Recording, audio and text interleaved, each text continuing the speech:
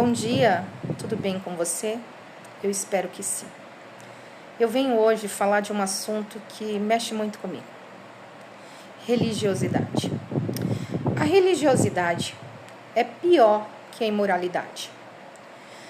A religiosidade é algo tão perverso, tão espiritualmente venenoso, que ao observar o ensino do Senhor Jesus, entendemos que ela pode ser pior até mesmo que a imoralidade. Sim, é isso mesmo que eu estou afirmando.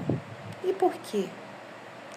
Porque, diferentemente dos demais pecadores, o religioso, por sua aparência de piedade, é um pecador vacinado contra o arrependimento. Quando lemos a Bíblia, que a perversa cidade de Sodoma teria se aberto ao ministério de Jesus e sua pregação de arrependimento, enquanto os judeus de seus dias não. Você, Cafarnaum, será levado até o céu? Será? Não. Você descerá até o Hades. Se os milagres em você forem realizados, tivessem sido realizados em Sodoma, ela teria permanecido até hoje. Mas eu lhes afirmo que no dia do juízo haverá menor rigor para Sodoma do que para você. A Bíblia relata isso. Cafarnaum, lugar onde Cristo operou tantos milagres, terá juízo mais rigoroso que Sodoma. Por quê?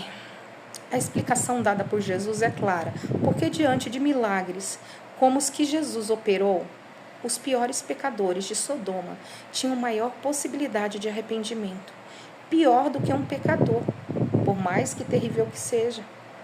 Só mesmo um outro pecador que é vacinado contra o arrependimento.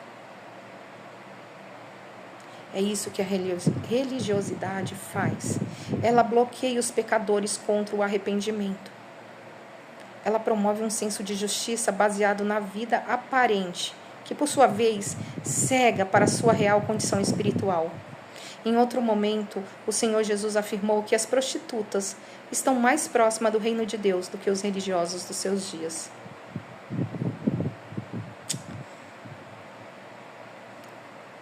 E que vos parece? Um homem tinha 2 filhos. Chegando-se ao primeiro, disse: Filho, vai hoje trabalhar na vinha? Aí ele respondeu: Sim, senhor, porém não foi. Dirigiu-se ao segundo, disse-lhe a mesma coisa, mas esse respondeu: Não quero. Depois, o menino arrependido foi. Qual dos 2 fez a vontade do pai? Sabe o que disseram? O segundo. Declarou Jesus: Em verdade vos digo que publicanos e meretrizes vos precedem no reino de Deus, porque João veio a vós, outros no caminho da justiça, e não acreditaste nele, ao passo que publicanos e meretrizes creram. Vós, porém, mesmo vendo isto, não vos arrependestes, afinal, para que acreditastes nele? É a palavra de Deus dizendo, a semelhança dos fariseus dos dias de Jesus. Nós, pecadores, nós pecamos hoje por nossa religiosidade. A gente aprende a falar e nos comportar com ares de bons cristãos. E com isso, encobrir nossa desobediência. 2 dos filhos, quem demonstrou ser obediente? Aparentemente foi o primeiro que respondeu afirmativamente ao chamado do pai. Porém, na prática, o filho obediente foi o segundo, ainda que a princípio tenha se rebelado e dito que não faria o que o pai tinha pedido. Depois, arrependido foi e obedeceu. Jesus compara esses 2 filhos a 2 grupos de pessoas. Os fariseus, o grupo mais religioso dentro do judaísmo, e os pecadores, os coletores de impostos e prostitutas que recebiam os piores rótulos sociais e espirituais daquele dia. Jesus terminou dizendo que o último grupo entraria no reino de Deus, antes dos fariseus, os beatos e carolas da época. Então, o que se conclui?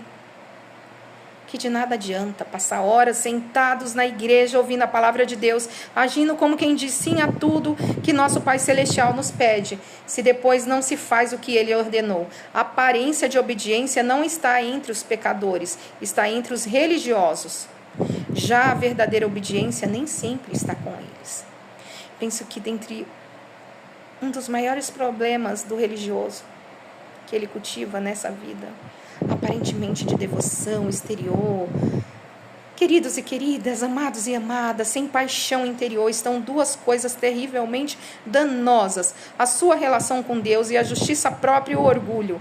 Falando da justiça própria, podemos destacar que Jesus ordenou a parábola do fariseu e do publicano, que subiram ao templo para orar aos que confiavam em sua própria justiça. Está lá em Lucas 18:9, para quem quiser ver. Não temos justiça própria. Imaginar que isso seja possível é um grande engano. A palavra de Deus afirma que todos nós somos como imundo, e todas as nossas justiças como trapo de imundícia. Está em Isaías 64:6. Nossa justiça nos é imputada por meio de Cristo. No que diz a respeito ao orgulho, sabemos que Deus não quer que ninguém se glorie. Essa é uma das razões pelas quais a Bíblia diz que nós somos salvos pela graça e não por obras, para que ninguém se glorie. Efésios, leia lá, Efésios 2, versículo 8 e 9.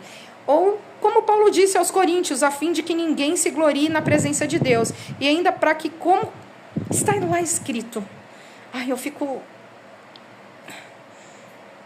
sem saber, sabe, como agir, com tanta informação e com pouca prática. Aquele que se glorie no Senhor. O orgulho é a vanglória. Esses devem ser evitados.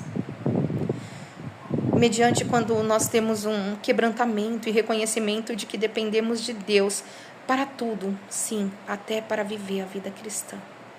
Olha, um excelente dia, fiquem com Deus. Eu sei que eu estou um pouquinho revoltada, meio rebelde, mas é isso que vem do meu coração. Deus abençoe a cada um de vocês.